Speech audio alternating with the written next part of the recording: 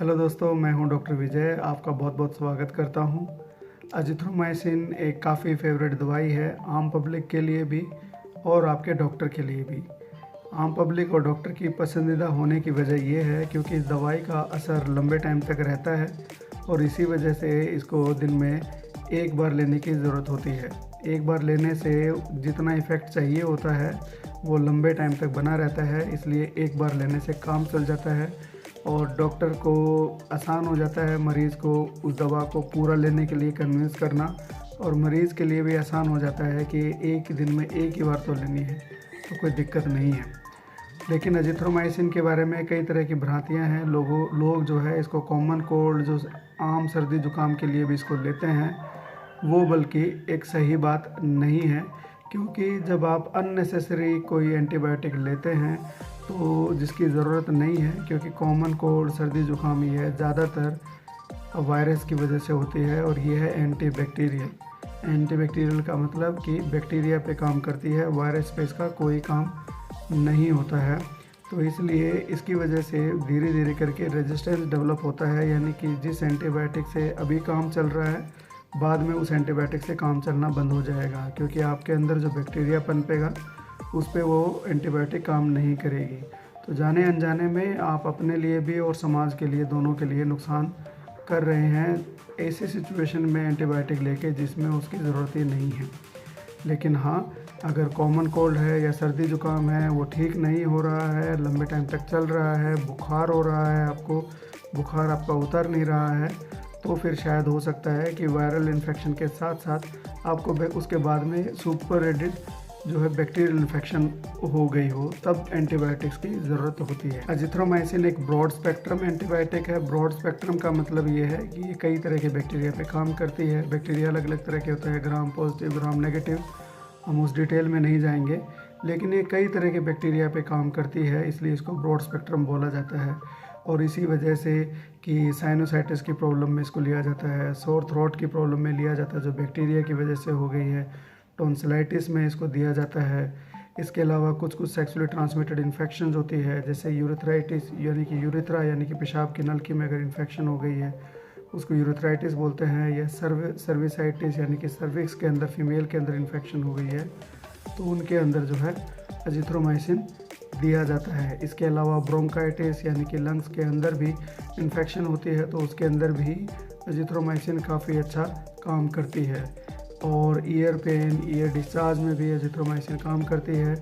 तो यानी कि काफ़ी सारी प्रॉब्लम्स में अजिथ्रोमाइसिन का रोल होता है। बैक्टीरिया को 1 से 2 और 2 से 4 और बढ़ने के लिए, अपनी संख्या बढ़ाने के लिए कुछ प्रोटीन की ज़रूरत होती है, और अजिथ्रोमाइसिन उसी प्रोटीन का बैंड बजा देती है, तो बैक्टीरिया की ग्रोथ रुक जाती है, ग्रोथ बढ़ती नहीं है और आपकी इन्फेक्शन ठीक होना शुरू हो जाती है। अजिथ्रोमाइसिन खाने की टैबलेट के रूप में, कैप्सूल के रूप में, बच्चों के लिए सिरप के रूप में, और हॉस्पिटल सेटिंग में इसको इंजेक्टेबल फॉर्म में भी दिया जाता है, इंजेक्शन के ज़रिए भी दिया जाता है। आमतौर पे अजिथ्रोमाइसिन का जो कोर्स होता है वो 3 से 5 दिन का होता है।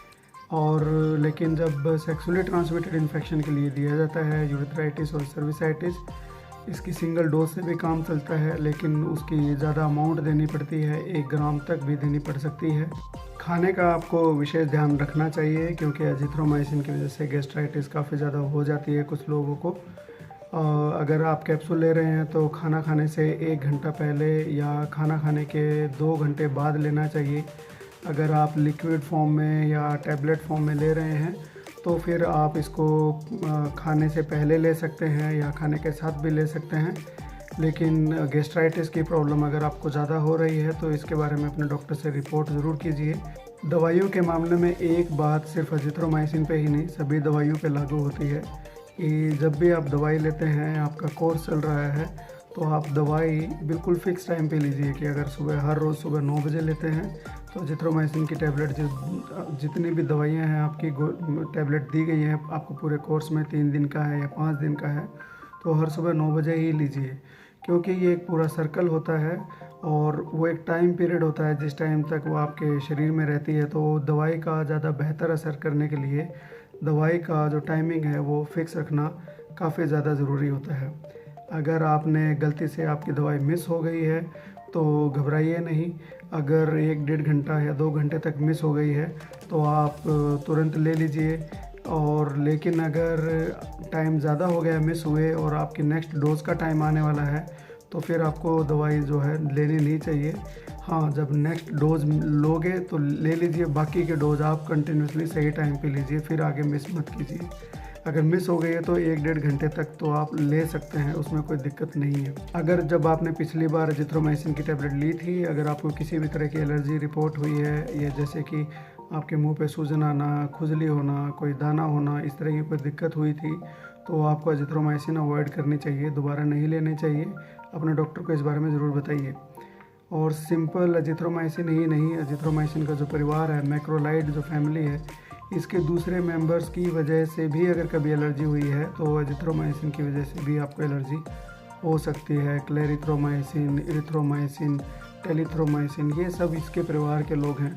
जब उनसे एलर्जी है तो ये भी आपको पूरा ज़्यादा परेशान कर सकती है, तो डॉक्टर को इस बारे में ज़रूर बताइएगा। अगर आपको माइस्थेनिया ग्रेविस यानी कि जिसमें मसल्स वीक हो जाती है, अगर उस तरह की दिक्कत है तो एजिथ्रोमाइसिन अच्छा दवाई नहीं है आपके लिए। अगर आपको इर्रेगुलर हार्ट बीट की प्रॉब्लम है, हार्ट से रिलेटेड कोई दिक्कत है, तो अपने आप से एजिथ्रोमाइसिन बिल्कुल नहीं लेना चाहिए। अगर आपको लीवर से रिलेटेड या किडनी से रिलेटेड कोई डिजीज़ है, पुरानी डिजीज़ है या कोई दिक्कत हुई थी तो एजिथ्रोमाइसिन से परहेज़ कीजिए, अपने आप से बिल्कुल नहीं लेना चाहिए।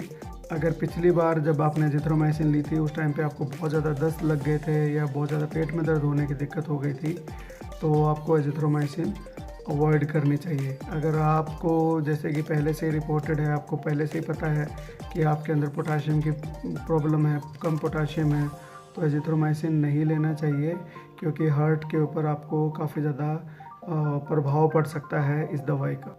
अगर बात करें साइड इफ़ेक्ट की, तो एजिथ्रोमाइसिन ही नहीं, सभी दवाइयों पे ये बात लागू होती है कि उस दवाई के जितने भी साइड इफ़ेक्ट होते हैं वो सभी मरीज़ों में नहीं होते हैं। और अगर एजिथ्रोमाइसिन की बात करें तो एजिथ्रोमाइसिन में 100 में से अगर 100 मरीजों ने लिए तो मुश्किल से 3-4 लोगों में ही इसके साइड इफ़ेक्ट नज़र आते हैं। जो आम तौर पर नज़र आने वाले जो साइड इफ़ेक्ट होते हैं, जैसे कि नोज़िया, जी मितलाना, उल्टी आना, दस्त लगना, पेट में दर्द होना, ऐसा लगना कि खाया पिया जैसे ऊपर की तरफ आ रहा है, जिसको गैस्ट्राइटिस या हार्ट बर्न बोलते हैं, तो और मुंह का टेस्ट चेंज हो जाना, ये सारी दिक्कतें जो है एजिथ्रोमाइसिन की वजह से हो सकती है। सबसे बढ़िया बात रहती है कि आप पानी का इंटेक जो है, वाटर इंटेक जो है अच्छे से लें। और ये जो राय है ये सिर्फ एजिथ्रोमाइसिन के लिए नहीं, सभी दवाइयों के लिए बेहतर रहता है। अगर अननेसेसरी डॉक्टर ने कुछ सिचुएशन होती है जिसके अंदर वाटर इंटेक रिस्ट्रिक्ट किया जाता है, अगर ऐसी सिचुएशन नहीं है तो वाटर इंटेक आपको बढ़ाना चाहिए, तो और सिप सिप करके पीना चाहिए। ज़्यादा स्पाइसी फूड जो है वो अवॉइड करना चाहिए जब आप एजिथ्रोमाइसिन ले रहे हैं। तो अगर बहुत सीरियस रिएक्शन की बात करी जाए तो बहुत ही थोड़े लोगों में एजिथ्रोमाइसिन की वजह से काफ़ी सीरियस प्रॉब्लम भी हो जाती है। बहुत ही थोड़े सिचुएशन में देखा जाता है ऐसा, जैसे कि एलर्जिक रिएक्शन, अगर दवाई लेने के बाद में मुंह पे सूजन आ गया, होंठ सूज गए हैं, नाक से पानी आ रहा है, आंखों से पानी आ रहा है, पूरे शरीर पे खुजली हो रही है, दाने निकल आए हैं, सांस लेने में दिक्कत है, तो ये सारी परेशानियां इशारा करती है कि जो दवाई आपने ली है उसकी वजह से आपको एलर्जी हो गई है। इसके अलावा जैसे कान में बेल बजना, कान में घंटियाँ बजना एक दिक्कत हो सकती है। टेम्परेरी हीयरिंग लॉस भी हो जाता है कई मरीजों में। डार्क यूरिन, डार्क पेशाब आना या फिर आँखों में पीलापन आना, ये इशारा करते हैं कि लीवर पे इफ़ेक्ट पड़ गया है। अगर इस तरह की दिक्कत है तो फिर आपको जो है तुरंत से तुरंत जाना चाहिए। इनके अलावा जो हार्ट बीट है वो भी डिस्टर्ब हो जाती है कुछ लोगों में, तो अगर आपको कार्डियक प्रॉब्लम है तो अपने डॉक्टर को ज़रूर बताइए, अपने आप से मत दवाई कभी लेना नहीं चाहिए। और मेरी तरफ से अगर एक थंब रूल अपनाना चाहते हैं आप, तो जब भी अगर आप पहले से ही किसी क्रोनिक प्रॉब्लम से ग्रसित हैं तो एंटीबायोटिक और ये सब चीज़ें अपनी मर्ज़ी से कभी नहीं लेना चाहिए। वो it can be very dangerous for you, क्योंकि हर दवाइयों का आपस में दूसरी दवाइयों के साथ में एडिटिव इफ़ेक्ट भी हो सकता है। एडिटिव माने कि अगर एक दवाई का काम है, आप दवाई किसी चीज़ के लिए ले रहे हैं बट उसका साइड इफ़ेक्ट है कि वो उसकी वजह से आपको ज़्यादा नींद आ सकती है, ड्राउजीनेस फील हो सकता है। और साथ में जब दूसरी दवाई ले ली है उसका भी साइड इफ़ेक्ट ड्राउजीनेस है, तो आपको काफ़ी ज़्यादा प्रॉब्लम हो सकती है। या ये कहिए कि एक दवाई की वजह से बहुत ज़्यादा गैस्ट्राइटिस होती है, दूसरी दवाई आपने ले ली उसकी वजह से भी होती है, तो आपके लिए बहुत ही मुश्किल हो जाएगी। तो अगर आपको पहले से कोई प्रॉब्लम है तो अननेसेसरीली अपने आप को दुविधा में डालने की ज़रूरत नहीं है। वैसे तो डायरिया अजिथ्रोमाइसिन की वजह से जो होता है वो अपने आप ठीक हो जाता है, लेकिन अगर आपको 4 दिन से ज़्यादा डायरिया हो गया तो आपको दिक्कत है, आपको डॉक्टर को रिपोर्ट करना चाहिए। अगर आपकी कमर में, बैक में और पेट में बहुत तेज़ दर्द हो रहा है तो अपने डॉक्टर को रिपोर्ट करना चाहिए। ये वो चीज़ें हैं जो आपको इग्नोर नहीं करना चाहिए। अगर आप पहले से ही आपको गैस्ट्राइटिस की प्रॉब्लम है और आप एंटासिड्स वगैरह लेते हैं तो या तो दवाई से 1-1.5 घंटे पहले लीजिए, या दवाई लेने के बाद या अजिथ्रोमाइसिन से 1 घंटा पहले लीजिए, या फिर अजिथ्रोमाइसिन लेने के 2 घंटे बाद लेना चाहिए। माइग्रेन की दवाई लेते हैं तो इनका दोनों का आपस में कोई मेल नहीं है, बनती नहीं है इनकी। अगर गठिया से रिलेटेड आप कोलचिसिन दवाई ले रहे हैं, गठिया से रिलेटेड कोई दवाई ले रहे हैं तो उनका भी आपस में ज़्यादा मेल नहीं है। अगर आप कोई दौरे की दवाई ले रहे हैं तो उनका फेनिटोइन खास तौर से कोई अपना पटती नहीं है इन दोनों के आपस में। जो लोग एंटी डिप्रेसेंट ले रहे हैं, डिप्रेशन के से ग्रसित हैं, तो उनकी वजह से आपके हार्ट रेट पे डबल इफ़ेक्ट पड़ सकता है, तो ये भी बढ़िया सॉल्यूशन नहीं है। ये वो दवाइयाँ हैं जो अगर आप ले रहे हैं तो आपको इनके साथ में अजिथ्रोमाइसिन बिल्कुल काउंटर बंद करके रखनी है। या आप यूँ भी कह सकते हैं कि अगर इनमें से कोई भी दवाई ले रहे हैं तो आपको लिस्ट रखनी चाहिए कि ये दवाइयाँ मुझे हमेशा ध्यान रखना है, अवॉइड करना है। डिजॉक्सिन जो हार्ट से रिलेटेड जो दवाई होती है वो आपको नहीं लेना चाहिए। तो कई तरह के जो दवाई होती है, अजिथ्रोमाइसिन दवाई लेते हैं तो उसके साथ में जो उसका लीफलेट होता है उसके पे पढ़ोगे ड्रग इंट्रैक्शन, तो वो दवाइयाँ आपको अवॉइड करनी चाहिए, वो नहीं लेनी चाहिए। इनके अलावा एक जो इम्पोर्टेंट दवाई है कोलेस्ट्रॉल कम करने की, उसके साथ भी इसकी सही नहीं बनती है, तो अवॉइड कीजिए। अगर आप वो पहले से हार्ट के पेशेंट हैं, कोलेस्ट्रॉल की दवाई ले रहे हैं कोलेस्ट्रॉल कम करने की, आपको अगर एजिथ्रोमाइसिन किसी ने घर पे पड़ी है बोला कि ये ले लीजिए गला ख़राब है, तो मत लीजिए। आपको पता होना चाहिए कि कोलेस्ट्रॉल की दवाई के साथ में मुझे कौन कौन सी दवाइयाँ नहीं लेनी है। देखिए कुछ कुछ चीज़ें जो है मरीज़ को खुद से ही सेल्फ़ केयर करनी पड़ती है। मेक ए लिस्ट कि वो क्या क्या दवाइयाँ ले रहे हैं और उन दवाइयों का किन दूसरी दवाइयों के साथ में इंटरेक्शन है। एक दिन की मेहनत है, आपको गूगल पे सब जगह मिलेगा, आपका डॉक्टर भी आपको बताएगा। और जब भी कोई दवाई लेते हैं तो उसको देख लीजिए, आपको परेशानी नहीं होगी। बात आती है स्पेशल प्रिकॉशन की। अगर आप अल्कोहल लेने के शौकीन हैं तो अवॉइड कीजिए। अल्कोहल की और एजिथ्रोमाइसिन की आपस में लड़ाई नहीं है, लेकिन आपका जो अल्कोहल है वो लीवर पे डेफिनेटली इफ़ेक्ट डालता है। पूरा का पूरा प्रोसेस करने का काम लीवर पे आ जाता है, और लीवर को एजिथ्रोमाइसिन को भी प्रोसेस करना है। जैसे मैंने पहले भी बताया कि लीवर में अगर प्रॉब्लम है तो एजिथ्रोमाइसिन आपको ज़्यादा परेशान कर सकती है, तो इसलिए अल्कोहल आपको अवॉइड करना चाहिए। उसके साथ साथ अल्कोहल की वजह से डिहाइड्रेशन भी होती है, और जैसे जैसे डिहाइड्रेशन होती है तो एजिथ्रोमाइसिन ही नहीं और भी सारी दवाइयाँ जो है आपको काफ़ी ज़्यादा परेशान करती है, काफ़ी ज़्यादा नुकसान करती है, क्योंकि उसके साइड इफ़ेक्ट्स ज़्यादा आ सकते हैं आपके शरीर में। अगर आप किसी तरह का सप्लीमेंट ले रहे हैं, कोई मल्टीवाइटामिन या और सप्लीमेंट्स ले रहे हैं, तो आपको for the time being withhold करना चाहिए। अगर आपका डॉक्टर स्पेसिफिकली कोई नहीं दे रहा, आपके डॉक्टर ने स्पेसिफिकली कोई दवाई दी है तो अलग बात है।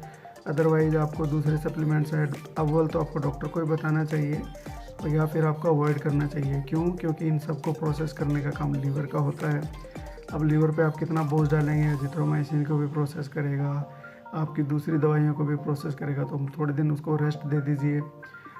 जो लोग एजिथ्रोमाइसिन ले रहे होते हैं उनके अंदर जो है सनबर्न के भी चांसेस थोड़े से बढ़ जाते हैं, तो इसलिए सन प्रोटेक्टिव फैक्टर यानी कि 30 SPF 30 या 30 से ज़्यादा वाली जो है सनस्क्रीन लगा के ही बाहर निकलें, तो ये ज़रूरी है। अगर आपने अपने बच्चे के लिए सस्पेंशन बनाया है दवाई देने के लिए, तो सस्पेंशन को संभाल के रखने की ज़रूरत नहीं है। अगर पूरा कोर्स हो गया और तो सस्पेंशन बच गया है तो उसको फेंक देना चाहिए। 10 दिन के बाद में वो वेस्ट हो जाता है, उसका कोई यूज़ नहीं है। वैसे तो प्रेग्नेंट फ़ीमेल में इसका कोई कंट्राइंडिकेशन नहीं है कि इसको ले नहीं सकते हैं, बट फिर भी आपको इसे अवॉइड करना चाहिए और अपने डॉक्टर से डिस्कस करना चाहिए। अगर आप अपने बच्चे को दूध पिलाते हैं तो खाने के बाद में 48 घंटे तक माँ के दूध में ये रह सकता है। ऐसा बहुत नुकसान नहीं है, लेकिन बच्चे को डायरिया जैसी प्रॉब्लम हो सकती है। सबसे मज़ेदार बात यह है कि अगर आपने कुछ टाइम पहले टाइफाइड की वैक्सीन लगवाई है या अभी आने वाले टाइम पे आप लगवाने के प्लान कर रहे हैं, तो आपको अजिथ्रोमाइसिन अवॉइड करनी चाहिए, क्योंकि वैक्सीन अगर पहले लगवा ली है तो वैक्सीन का इफ़ेक्ट अच्छे से आएगा नहीं, और आप अजिथ्रोमाइसिन की टैबलेट लेने के बाद में वैक्सीन लगवाते हैं तो वैक्सीन अच्छे से इफ़ेक्ट नहीं दिखा पाएगी। तो टाइफाइड वैक्सीन जो है आपको अवॉइड करनी चाहिए अगर आप ये दवाई ले रहे हैं या लेने वाले हैं। कितने दिन तक अवॉइड करना चाहिए? कम से कम 15 दिन तक। 15 दिन तक आपको अवॉइड करना चाहिए, क्योंकि ये दवाई किसी न किसी फॉर्म में आपके शरीर में कम से कम भी 2 हफ्ते तक रह सकती है। और अगर आपको 2 हफ्ते के अंदर भी अगर दोबारा से भी कोई एलर्जी जैसी दिक्कत आती है तो डॉक्टर को इस दवाई के बारे में ज़रूर बताइएगा कि मैंने वो दवाई ली थी। वैसे इसके जितने सारे साइड इफ़ेक्ट इंटरेक्शन सुन के आपको लग रहा होगा कि डॉक्टर साहब ने तो बहुत सारी प्रॉब्लम्स इसमें बता दी। देखिए, मेरा काम है आपको बताना, सही गाइड करना, क्योंकि आप मेरे साथ जुड़ते हैं। बट ज़्यादा डरने की बात नहीं है, आपको सिर्फ अपने डॉक्टर को बताना है अपनी सही सिचुएशन को, बस, और कोई दिक्कत ही नहीं है। हाँ, सिर्फ कोई और दूसरा इलाज ले रहे हैं, कोई दवाई ले रहे हैं, तो उसका ध्यान तो आपको रखना ही पड़ेगा, है कि नहीं। सो फाइनली एक डॉक्टर होने के नाते मैं समझता हूँ कि एंटीबायोटिक को डॉक्टर की सलाह के बिना ना लेना भी एक तरह की देशभक्ति मानता हूँ मैं, क्योंकि हमारे पास में एंटीबायोटिक इतनी स्पीड से नई बन नहीं रही है, बट उससे कहीं ज़्यादा स्पीड से हम लोग एंटीबायोटिक्स के अगेंस्ट रेजिस्टेंस डेवलप कर चुके हैं। तो आने वाले टाइम में ये बहुत बड़ी महामारी का रूप ले सकती है और ले भी रही है धीरे धीरे करके। तो इसलिए कोई भी एंटीबायोटिक जो है विदाउट कंसल्टेशन नहीं लेना चाहिए, और जितने दिन का आपको कोर्स बताया है वो कोर्स पूरा करना चाहिए, ये बहुत ज़रूरी है। ये वीडियो मैंने इसलिए बनाया है ताकि आपको सारी बातें पता हो इस दवाई के बारे में, एक कॉमन मैन को जो पता होना चाहिए। और अगर आपके डॉक्टर ने आपको प्रिस्क्राइब किया है तो डॉक्टर को आप वो सब बातें बता सकें जो डॉक्टर के लिए ज़रूरी है ये जानना कि इस दवाई के साथ में क्या क्या प्रॉब्लम हो सकती है। सो ये था आज का वीडियो अजिथ्रोमाइसिन का।